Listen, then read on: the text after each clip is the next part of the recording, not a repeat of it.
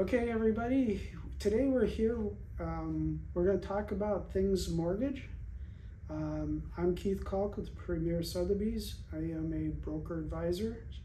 With me today is Rob Warren. Hey Keith, thanks for having me. Tell me a little bit about what you do and where you're at. Rob Warren with Prime Lending. I'm born and raised here right in Central Florida. Been in lending and banking since 1997. Wow, so you've been through a lot. Oh yeah, seen the ups and downs and the in-betweens. Yeah. Okay, so we're going to go over a variety of topics in multiple videos. Let's go over our first one, seller concessions. What are seller concessions and what do they mean to the seller and what do they mean to the buyer?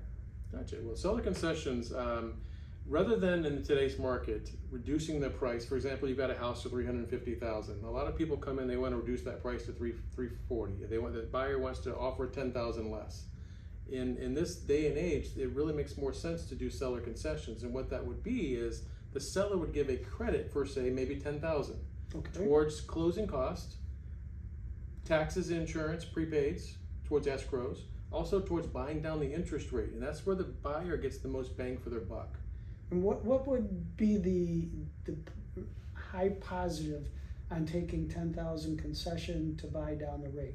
What would that get you? Sure. So an example I ran a few weeks ago, I used to have a $350,000 house for an example. Okay. And if the seller were to provide 10,000 seller credit and the buyer used that to pay for points and buy their rate down, they were able to lower the rate 1 full percentage. Okay. That was equivalent to providing a seller discount of $36,000. So it's a $25,000 credit towards the seller that they would have lost if they were to lower that price.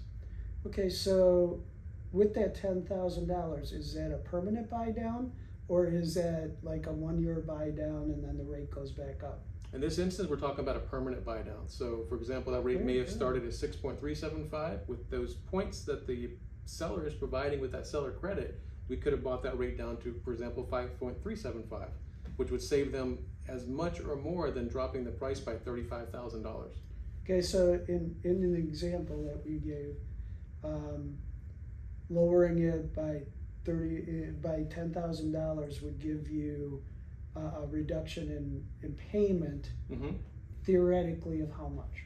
If they only reduce the purchase price by $10,000, you're looking at about a $49 a month payment drop. Okay, and if we were to do a permanent 1% buy down for that same $10,000, what would be theoretically the lowering in the rate?